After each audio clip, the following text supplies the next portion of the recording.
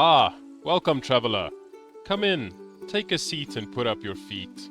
Today, we're diving into a game called Foundation, a gridless medieval city building game, where we will be cooking up some roleplay to enhance the gameplay. This is part 1 in our new multi-part series, and if you'd like to see more of this, please like, subscribe, and drop a comment down below. Let's get cooking.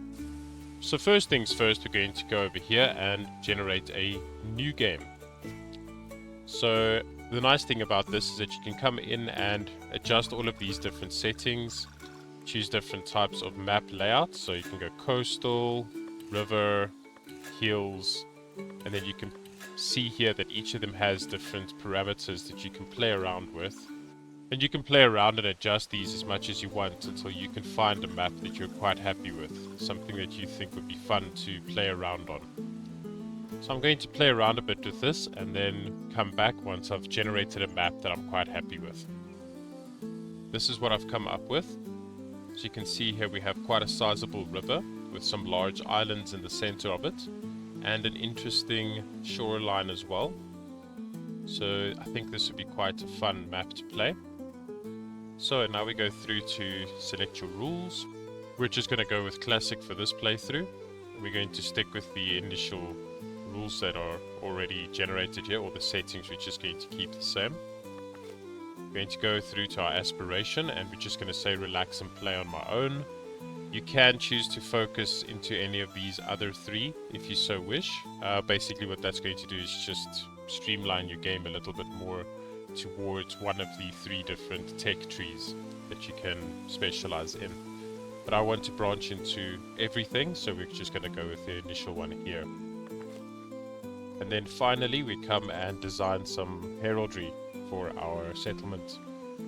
So I'm going to go with the larger based shield, so you'll see it's slightly bigger than this one, slightly bigger. I quite like the top here. We'll go for something, I'm thinking perhaps if we're building a castle or a city on the river, I think let's go for something that kind of looks like the river then. Let's have a look here, perhaps that and that. So we have sky and river, and we'll go with perhaps one of these. Set it through to that, maybe give a little bit of a silver lining. Yeah, there we go, I dig that. Little castle on the river, essentially. And then we're just going to think up a name here. Let's go with that. And of course, I'm Roast. Now this over here, your title, you can change periodically through the game as you unlock more, as your settlement grows larger and larger. So this we can change at any time. Right, I'm quite happy with that, and we're going to say start game and jump right into it. Right, so from the get-go, when you start off, it'll pop up with this and it'll say, would you like to have some advice given to you? Would you like to basically go through the tutorial?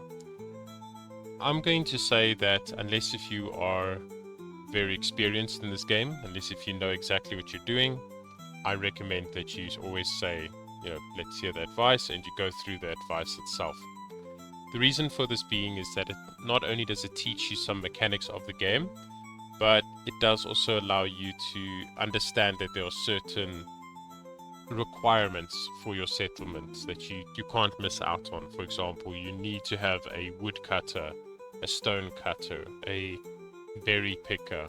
There are certain things that are essential for the survival of your settlement.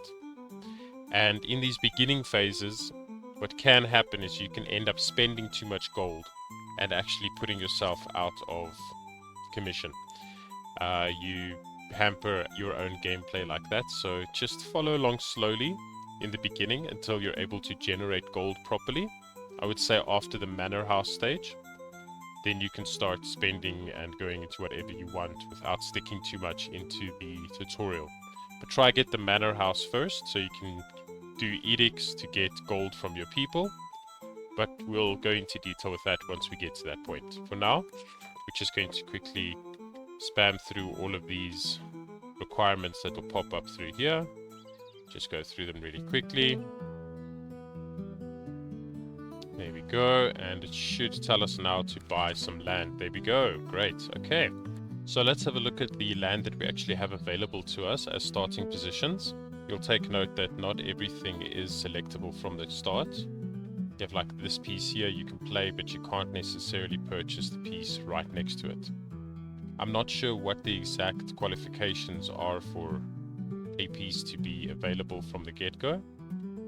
But you'll also notice that all the land on the islands themselves are not selectable.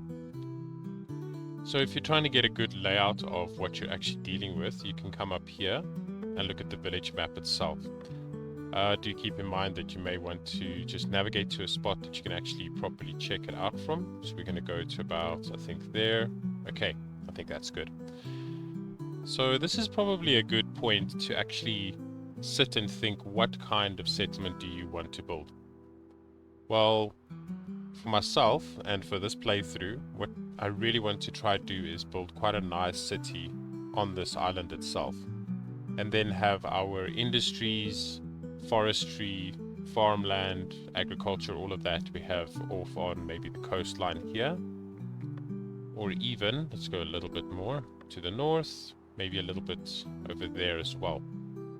We can see how that would work out.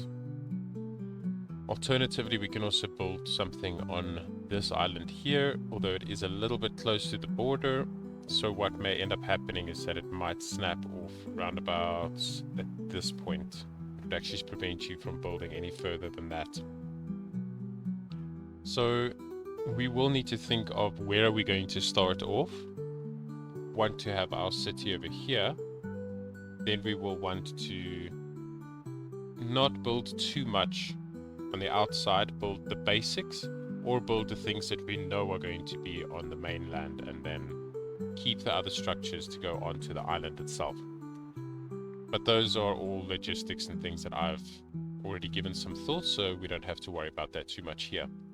What I will be doing is, I think I'm going to go for this little piece of land over here.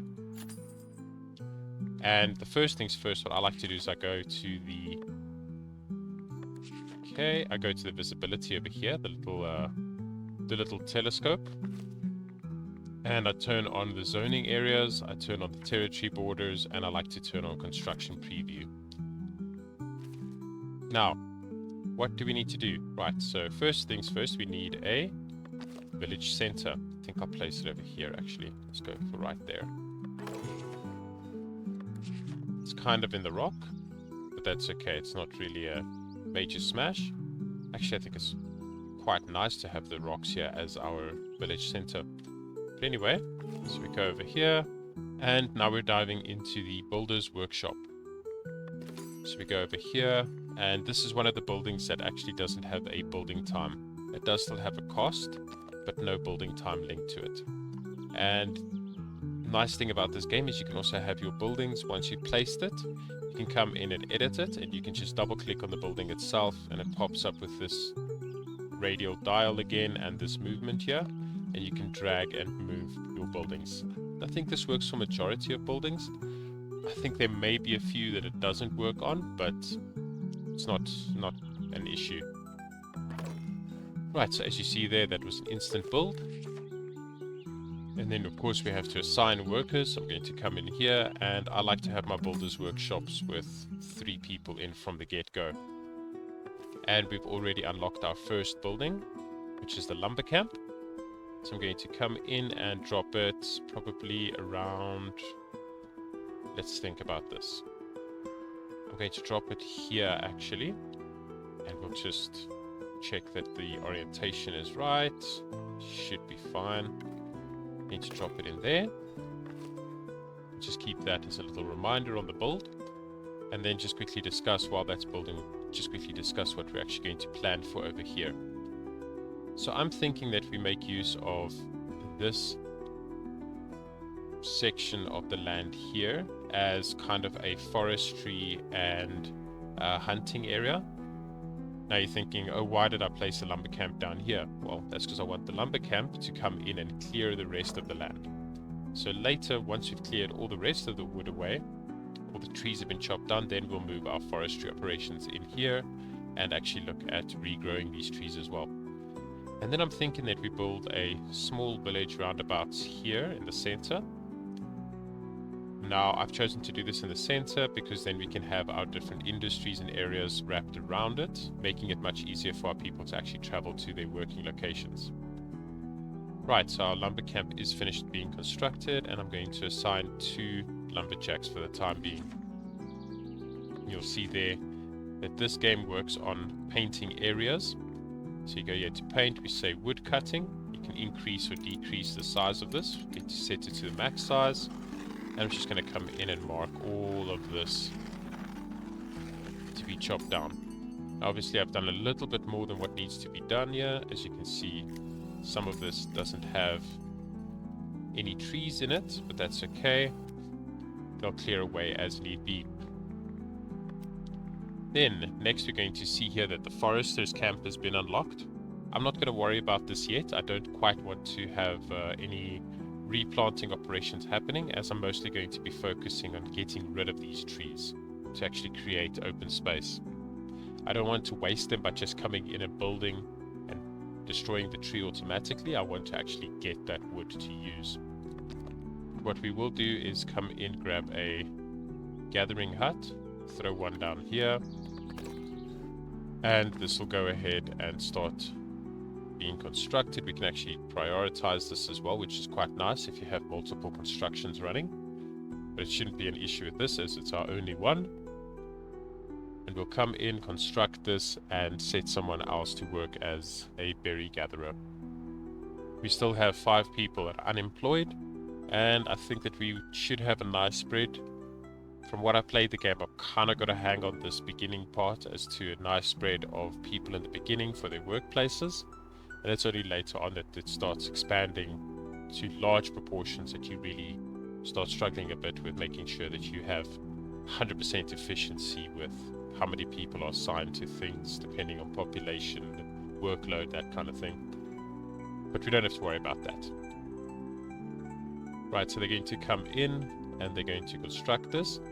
Now, I've placed these 3 or 2 here because the third one I want to place is the stone gatherers, which will go here because it's right next to a nice stone outcrop.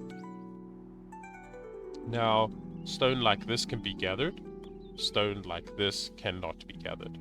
It's just something to keep in mind, and you'll see little outcrops like this in most of the little territories that you can purchase, such as over here. I think this is actually, that's iron, not stone, so it's just something to keep in mind that you do also get little iron deposits. Ah, there we go. And our gathering hut is now done, and I'm going to assign just 1 berry gatherer. We don't need too many, as our population is still quite small. We just need enough to just generate some food and get that up and going. As you can see, our goal now is to just produce berries. And then after that, we'll look at setting up a living area and, well, stone cutters, markets, things like that. Right, there we go. So our person over here that's gathering berries has successfully gathered 1, now 2, and that completes that quest for us.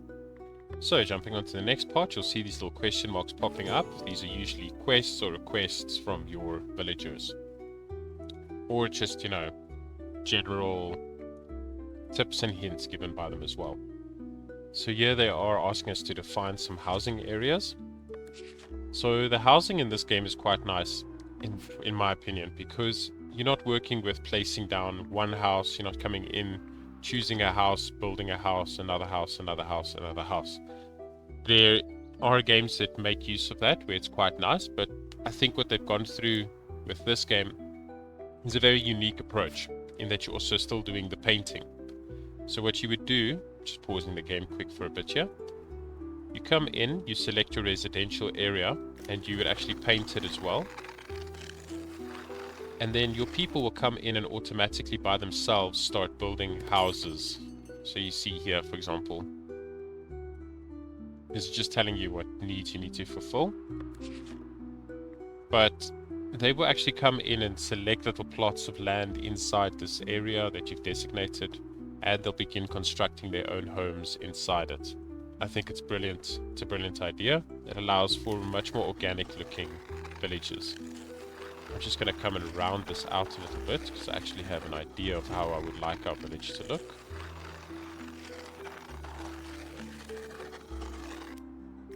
And then just come in here a little bit more. Right. If this pop-up ever bothers you in the game, just right-click on it, get rid of it. And then what I like to do is I decrease the size a little bit of the brush, and I usually come into the center or quite deep into the housing painted area, and I just right-click the mouse, so right button click, and that actually removes a little area. And I like to make use of these to place buildings that are inside the zones that I don't want my people to come in and build over that. I want to keep that separate for specific reasons. In this case, it would be the well itself. So I'll come in, I'll place the well here, and I'll make use of the surrounding area for, well, let's actually just make this a tiny bit bigger. I'll make use of the surrounding area for the marketplace. And then we'll come around, once we unlock this additional territory, we'll come in and we'll just round this out a little bit more and create like a donut effect. Right, but to build this well, we are going to need stone. And for that, we'll come in, we'll grab the stone cutter, place it down over here, and actually let's keep that well's blueprint up, keep it over there to just monitor it. So our people should come in and construct this, and then we can start harvesting some stone. As you can see what's happening here, this is why I've turned on the construction preview, because else we would just see that. I like to have that on so I can actually see what the buildings are going to look like. Get a little bit of a preview, get a better idea of what I'm actually working with.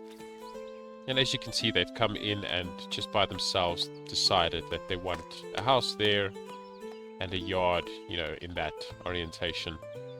So it's quite nice that it organically grows in the area that you paint and designating as residential space. Right, so what I like to do as well is just to set the game speed up a little bit, especially in these beginning phases, as it takes quite a while for your villagers to actually get around to doing the stuff that you want them to focus on. So let's have a look here. Okay, this is getting built, our stone cutter. We come in and I think let's just give it just 2 people cutting stone. That's perfectly fine. And once they start generating stone, that will be used to construct the well itself. So what I like to do is, as I said, leave this little space open in the middle. And then once you unlock the market, I would come and place the market stalls around the outside, thus creating a little bit of an area that looks like a town center. And then I can come in and decorate that if need be as well. But I think this is going to function quite nicely, especially if we have this here. Then off to the side and up above here, we can have our forestry industry.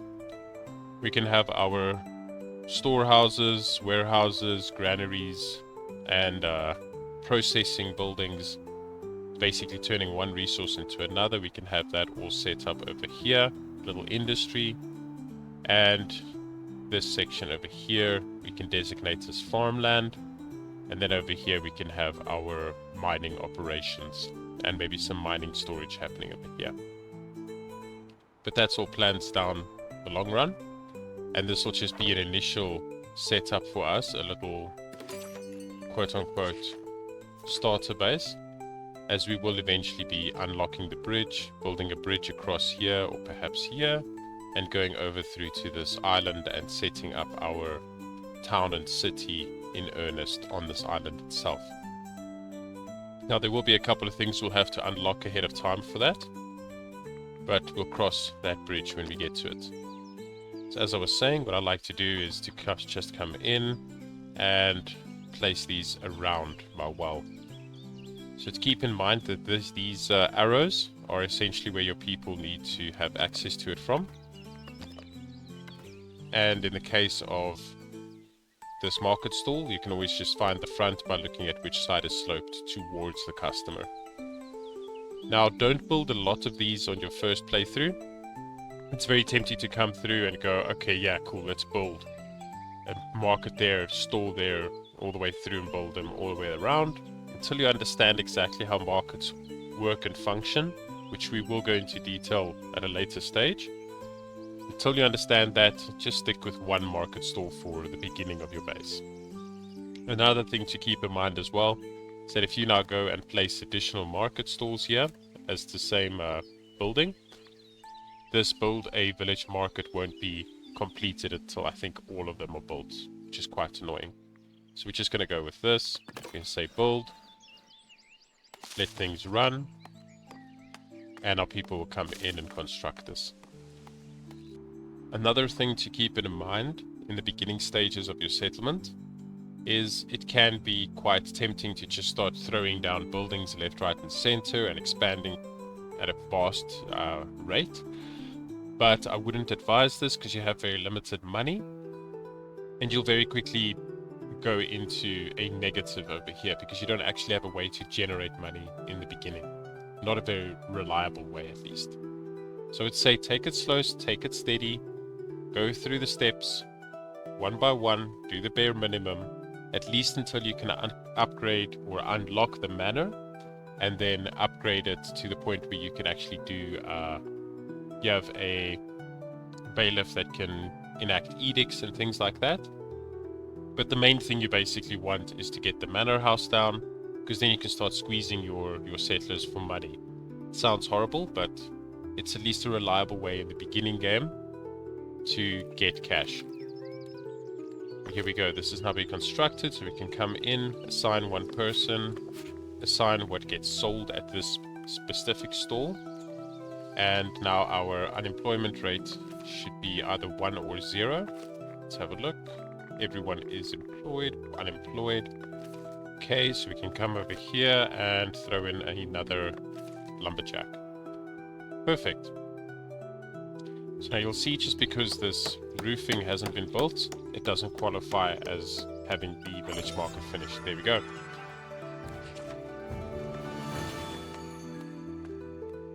And we are now classified as an official village, no longer a, well, campsite, I suppose. And now we just have to wait for our villagers to reach a happiness of 75 overall, and we'll be right back as soon as that's done. And there we go. We now have reached 75% happiness, so we've completed that. We'll go through to here, and now we can start actually unlocking things. So we'll see over here we have a sawmill unlocked. This is highly important as we're going to need planks to progress further, so I'm going to go throw down one of these immediately. And then you can come through to this over here. It's called your progression tab, and from here you can unlock additional tiers of technology, so essentially more things to build. Now there's a couple of things that you need to grab from the get-go. Stuff I would highly recommend just in this common path, so I'll just quickly explain that. You have the common path, then you have another path for more focusing on labor, so that's your manor, your workforce, so forth.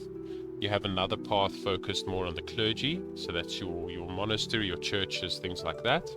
And then your fourth path, which is focused on warfare, which has upgrades and unlocks for the castle and the army and things like that. So just going to look at the common path for now.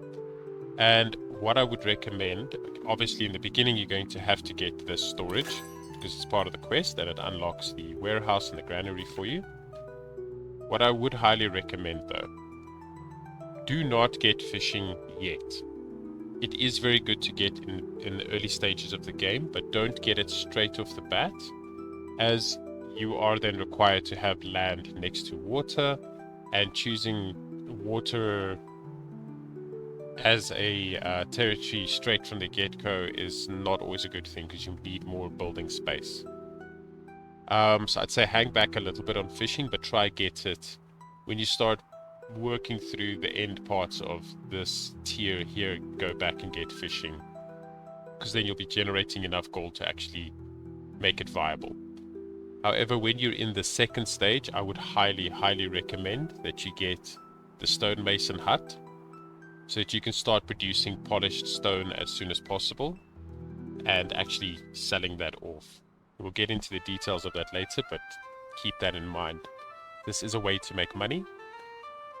There's not very many ways in the beginning of the game to get an income, but this is one of the ways. But for now, we're just going to get storage. We're just going to try keep our coins as high as possible. And as you can see here, we now have the granary and the warehouse unlocked. And I'm just going to come in and place them over, I think over here. Let's have a look. Actually, no, we are actually going to move these buildings later on, so we can actually go and throw them down right here.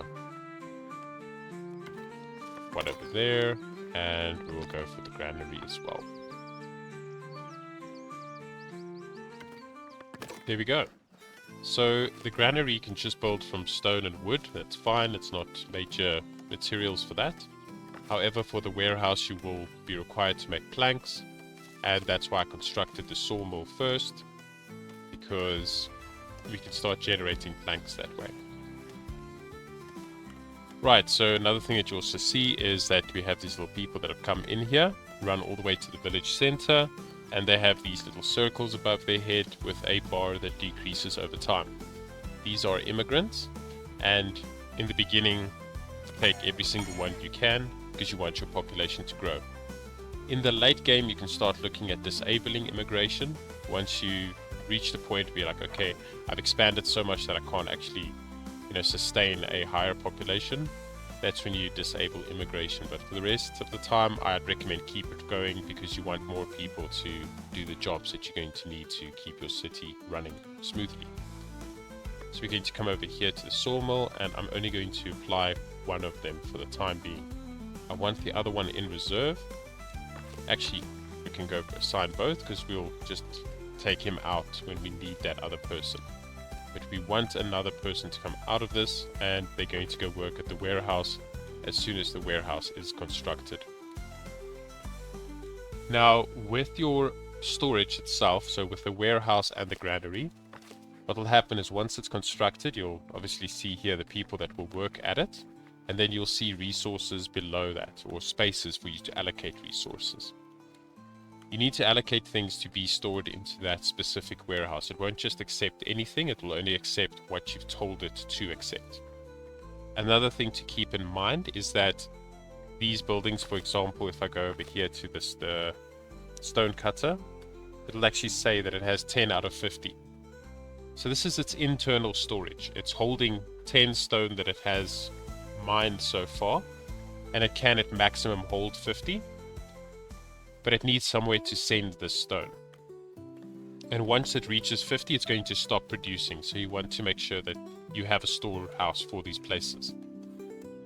But the other thing to keep in mind is that in order to get these goods from the stone cutter over to the warehouse, you're going to need workers in the warehouse. You're going to need people that will actually transport the goods between your production sites and your storage sites. So you see now, okay, we have another 2 people that have come in. That's fantastic. One of them I can come and assign here at the granary. And you see here I can go and assign a resource. We've only unlocked berries as a food source for the time being. So we're just going to say assign berries. And you know what? We're just going to assign this whole entire granary just for berries. Because we'll do a little bit of expansion later on to get different food types. Actually, let's just remove one just in case. But essentially, I do eventually want this building to be just for berries.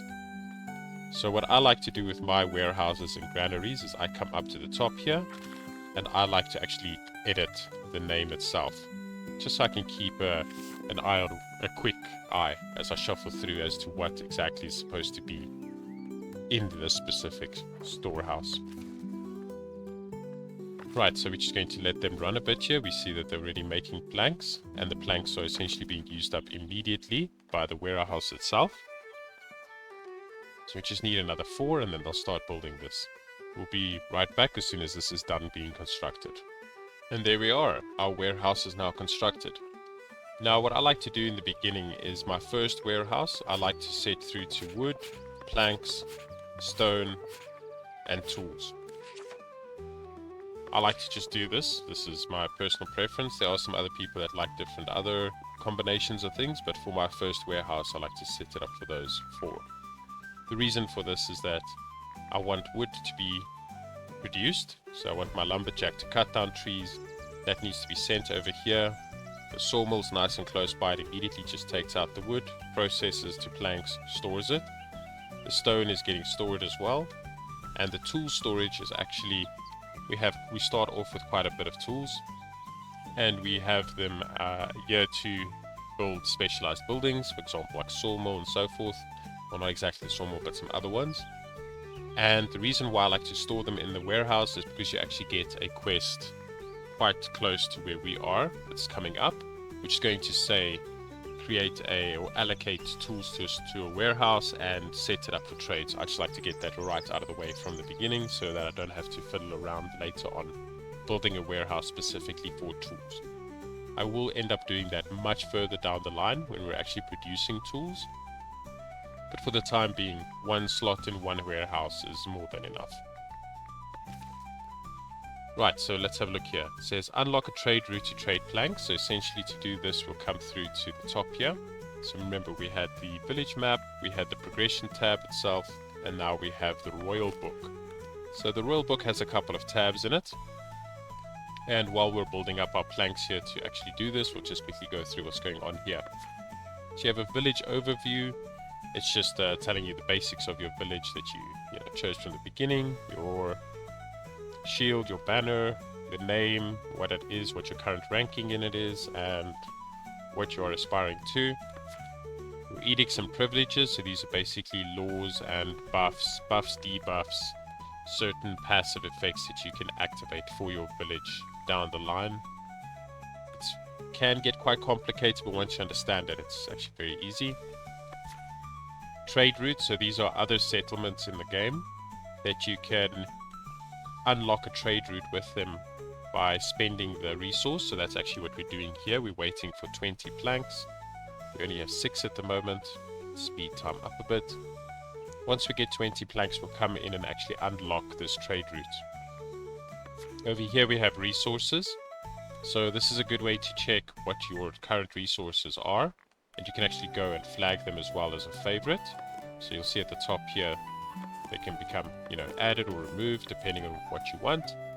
And over here on the right hand side with purchases and sales, you can set them to be, to buy them, to sell them, and then the amount at which to sell. So you'll say 50 here, and that will be anything below 50. If you have lower than 50 of this, you will purchase from traders. And if you have higher than 50 of this, you can set it to be sold, so any excess will be sold. It's a good way to just manage it. And over here we have your villagers, so you can keep an eye over what their current status is. So yeah, you can also go and upgrade your villagers and promote them to better ranks. Their names, what their jobs are, the general percentage of their happiness, and over here if there's any indicators as to problems. For example, they're too far from their job, or they can't find a route towards a certain work site, things like that will pop up here. Then we also have buildings. This is a good way to keep a track of how many employees are at a building, and you can come in quickly here and just fill in slots. This is if you have excess of people coming in that want to join your settlement, or if you have a building that's, for some reason, someone's left your settlement and you need to find it quickly to refill it. For example, you have 50 woodcutters, well not quite 50, but you have like 10 woodcutters or logging places, and you need to find that one that needs an extra worker assigned to it. You can come in here and quickly find it there. The only thing that I would like the devs to actually do here is you will notice that it says here warehouse and granary.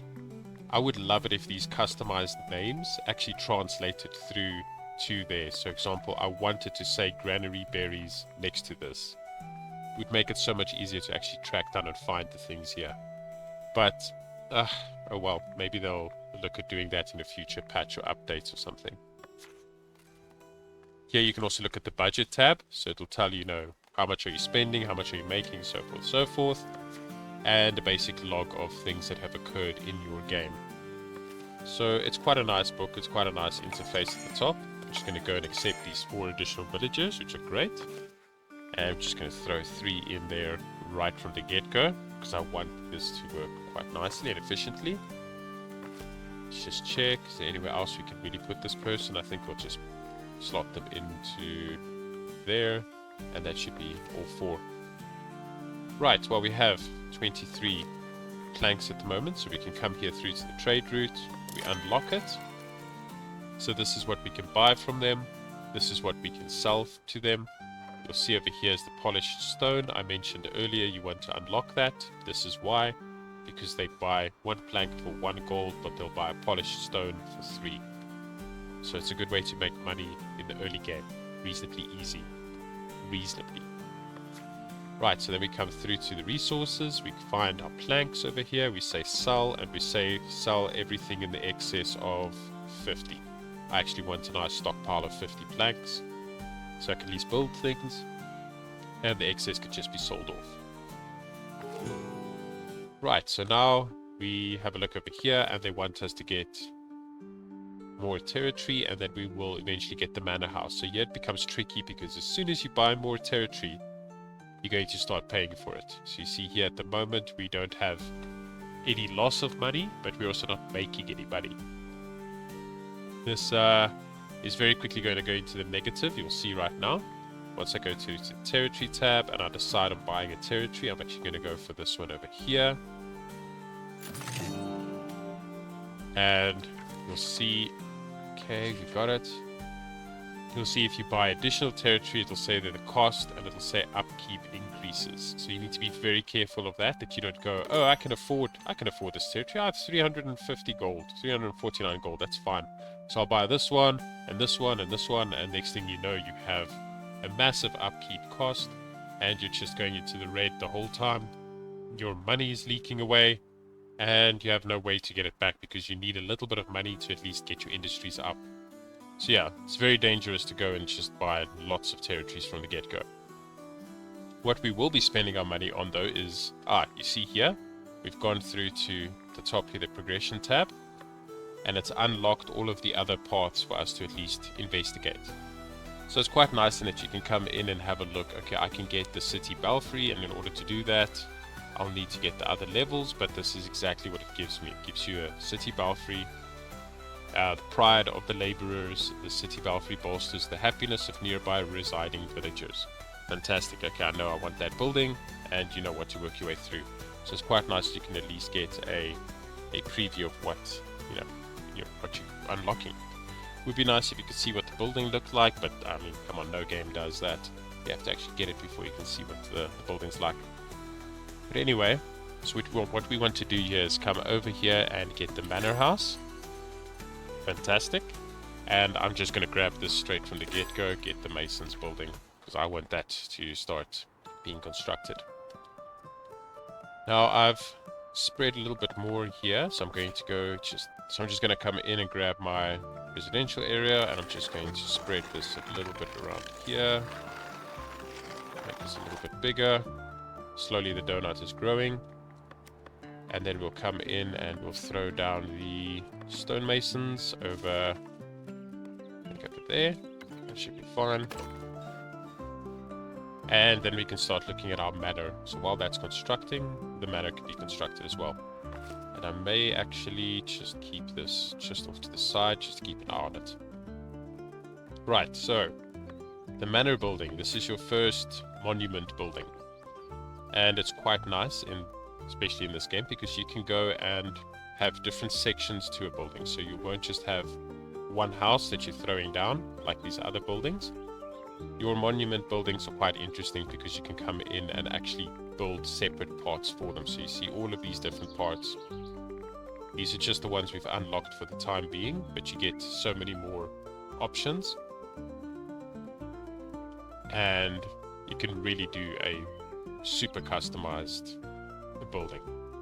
So what I think we're going to do is throw ours down over here, because we will be moving these buildings up over to there really soon. And I kind of want our manor to just, for the time being, just be here. So I'm going to say manor hall. We want a hall. Very simplistic. We're just going to put that down. We're going to put an entrance on it. And I think that we'll give it a chimney. Let's give it a heavy chimney. And through to this side. You can also adjust the height of buildings. So you see up here, you can actually make this a lot taller. And I think let's throw a tower on as well. Well, actually, no. We won't throw a tower. We'll keep that a little bit. We'll keep that for the tax office.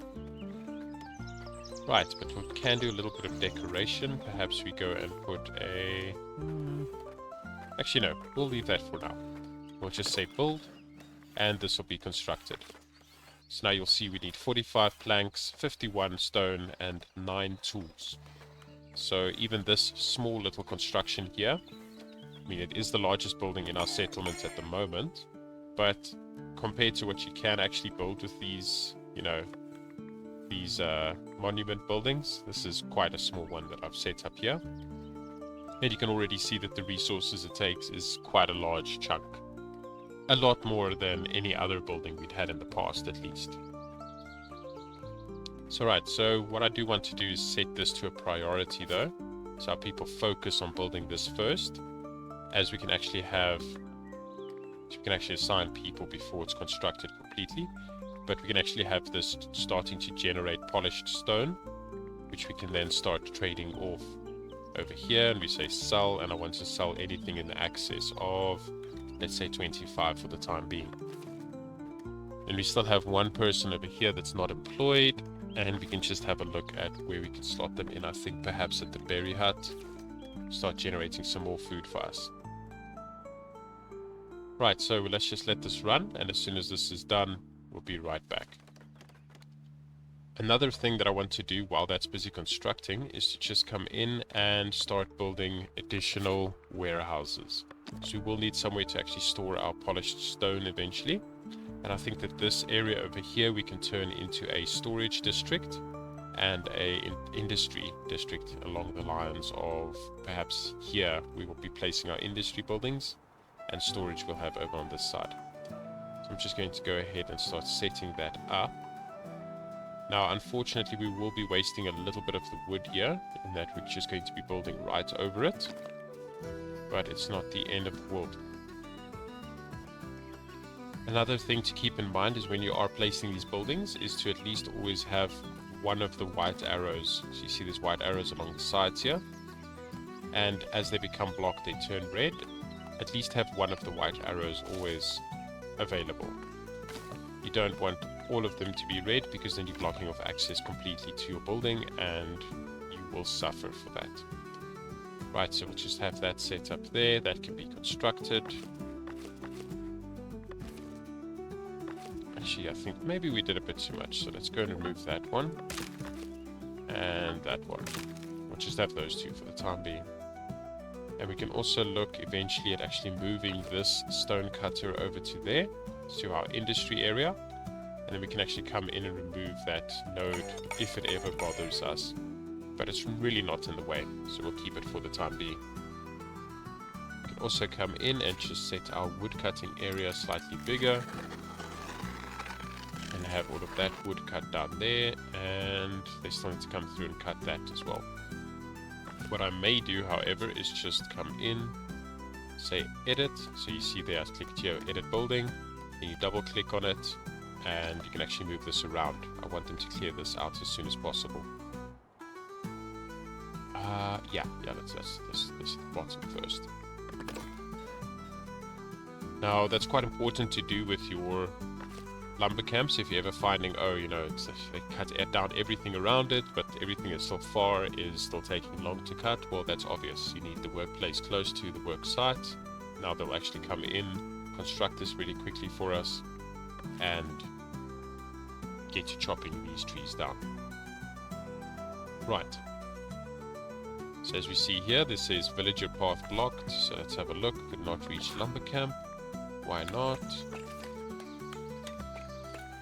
Not sure why that's saying that. That might just be a bug.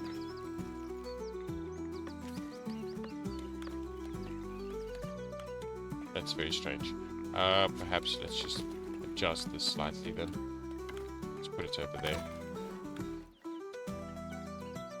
It's still going to say blocked. Still says blocked. Okay, I'm unsure why it's doing that. But we'll check it out. We'll be right back. Right, I'm not sure why it said that the pathway was blocked, as we can see here that it is perfectly fine. It's been constructed as well, so that's quite strange. Anyway, so as we can see, our manor is getting built here. We're having people come in the whole time, keep accepting them, keep growing that population. But what we can do is we can come over here now. I'm going to set this one to planks, purely planks. Assign one villager to it. Let's go ahead actually to assign 2. Then we come back through to our old one, and if you want to get rid of a resource inside a building, don't just come and click the unassigned resource. If there's 0, okay, now you see there's 3. If I was to click this now, it could say if you want to unassign it, it's going to destroy all of that resource of that type. So instead what you do is you set it through to empty the stock. So they'll actually come and empty the stock now. And then once it is to 0 with the empty stock, then you can go and reassign it to a different resource. I've luckily already gone and set up a warehouse here for planks and assigned 2 workers, so they should come through, and yes, there we go. They've already collected it. And now I can go and assign this, remove it and assign it to something else. Always remember to go back and click accept again. Right, so what I want here is I want this to be for stone, and I also want it to be for polished stone. So I'm actually going to set this to polished stone. Once this is constructed, we'll turn this one into a purely wood warehouse. We'll remove wood from here and set this to normal stone, and that way our people will come and cut the stone, polish the stone, store the stone, and we'll have a nice little site set up here. I'm also going to keep tools over here as well, and the reason for this is that when traders come through to your town, they won't go through to the city center and trade there. They will actually go straight through to the warehouse where the goods are. So you want to have your warehouse that are trading, just make it a little bit faster. You'll have the materials that you're trading away, you'll have them all in the same warehouses. It's one way to do it. I don't really go to that min-maxing degree of micromanaging it. I prefer to have specific warehouses set for specific resources, but not for a trading warehouse, so to speak.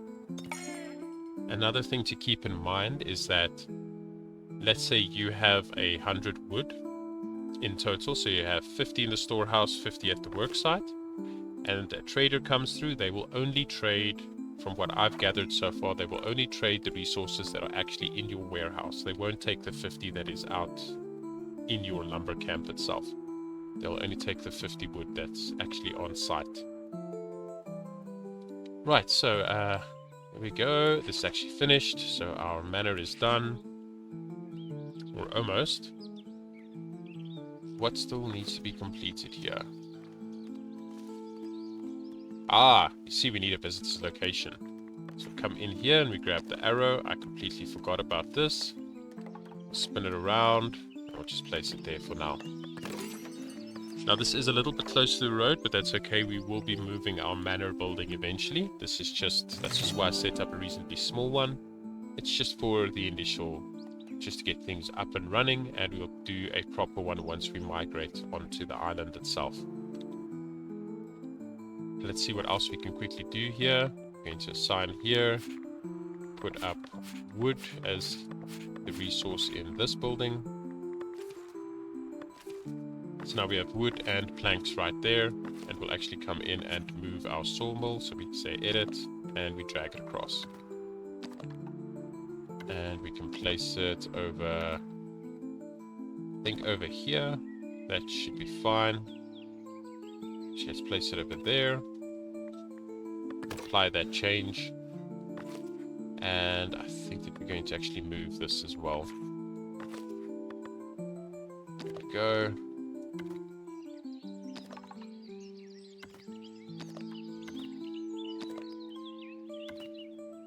And we'll just set this up right there next to that. Apply the change. I may have messed up a little bit with this one, but I just want to move a little bit back. There we go. Now, there are some roads that have popped up here. And I actually want to come in. I'm just going to forbid this road to be used. I don't want this to be a thing. So I'm just going to set that to forbidden. And now people come in and start generating other roads as they're running around this. So actually just set up this whole area here at the back as forbidden. I don't want them to make roads here quite yet. Eventually yes, but for the time being no. I want them to try focus on making roads through to the front. You can actually maybe just do that. There we go. Right, so what else? We also have a rustic church. So it's quite important that you will unlock at the top here in progression, you will unlock the clergy itself. That's a monastery. But it is important to build just a normal rustic church for your people, because they do need to go to church. They need that little bit of extra to keep them happy. They have food, they have housing, they have recreation, but they also need their faith to be fulfilled. So I'm actually going to go and use this space that's just been cleared up. I'm going to use this for our church. Just going to build a nice, simple, simplistic, small one. And keep in mind that the size of the building here, you'll see it has space for 24. And as you increase the size, you will be able to fit more people into the church itself. So what I like to do is I like to set that up. Then I go in and set up a little bell tower. There we go. And then I go and grab these inclined chapels, and I just throw a lot of them on the side just to give it a little bit of character, and it also increases the total capacity. And then I'll just go and throw down a little entrance in the front here, and perhaps a crucifix at the top. It'll just rotate a bit, just make sure that this is rotated with respect.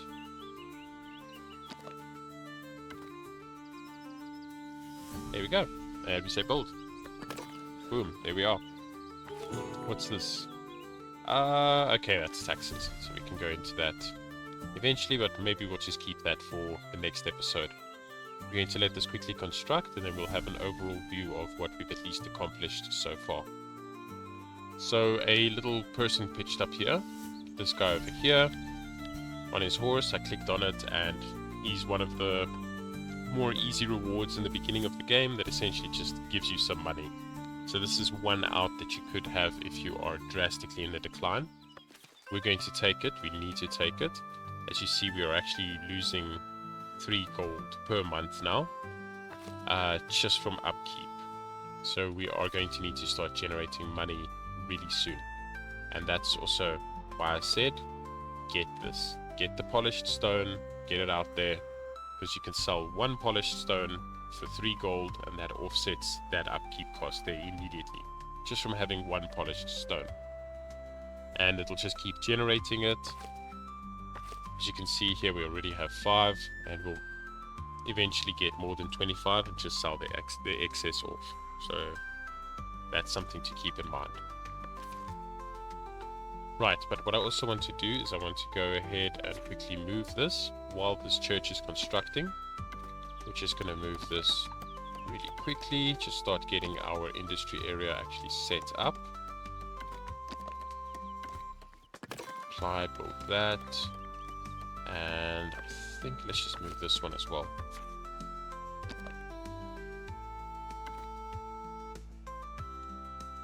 There we go, come on.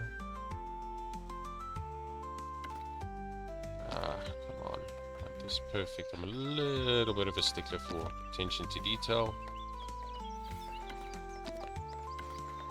Right, there we go. So that's all set up, and finally we're going to just move over our stonemason's hut. We'll set this one actually quite close to the stone cutters. We'll set it up right over there. And as you can see, they're actually starting to generate a new pathway here, because we've gone and we've forbidden them access to that path. So let's just keep that as is. Accept that person before they expire. What do we have over here? Ah, we need more wood. Well, we're not going to jump into any of these yet. We'll keep them for the next episode. As I said, we just want our church to be built. And we should be good to go. Right, so I'm going to be right back as soon as this is constructed. While our church is being constructed here, we can also go in and maybe at least just start doing this little tax office here, just so we can make sure that we at least can afford it. So what you'll do is you select the building that you want to edit. So in this case, the monument of the manor house. You'll see we already have a great hall, so we'll come over here and create a sub building. And here we'll go and create a tax office. So we'll come in. I think we'll drop one probably here, raise this up a little bit, and this will increase the amount of tax officers that you can actually have, the tax collectors. And then you'll see this one actually has an optional quest here, build a tax office that has a manor tower minor. So we'll go and we'll throw our tower onto this as well. And this we can actually set up quite a little bit high. Yeah, that looks good. And we can actually have that build. So that'll build in the meantime, but this is the priority. As you see, we've actually set it to be prioritized. Although it says it requires interior access. It may be that because it's not yet completed, that's why it's saying that. Yes, okay, that's why it's doing it. It's because our doorway hasn't actually been built yet. But we can already go and over here by the village priest, we can already assign someone to be the priest. And I think you can do the same, yes, with the tax collector as well. So we already have a tax collector in place. Right, so we're not going to expand on the forester quite yet, as I want to wait for the next episode. And in the next episode, what we're going to look at is actually coming in and buying this territory over here and setting up a renewable and sustainable way to get lumber. So what that will entail is moving our forester camp over here, maybe setting up a second one so we have two of them, and then also coming in and actually building the forester camp. So what the forester camp will do is it'll be set up, you then go and you paint an area. Remember the painting area. You paint an area then that will be replanted, and the forester camp will work at replanting all the trees in that area and turning spots like this into spots like this. And that way you can constantly be cutting down trees, planting new trees, and you have sustainable forests that you can generate lumber from. There we go. Our rustic church is now finished. And you'll see that it provides faith to the villagers. You'll see also the weekly attendance. So over here, 12 out of 66, so 66 is the maximum amount of people that can come and pray at this church. We only have a population of 36, so we should still be fine for the time being. As for our manor house, that can build over time. It's not a super rush to get the taxation in place, as we are able to now, at least with all of these buildings moved, can start making some money through the trade. We're not making it yet, but you'll see now. Here's a little trader coming through, and as you can see, they're moving along, and we'll go all the way over through to here and through to there, and see, okay, there we go.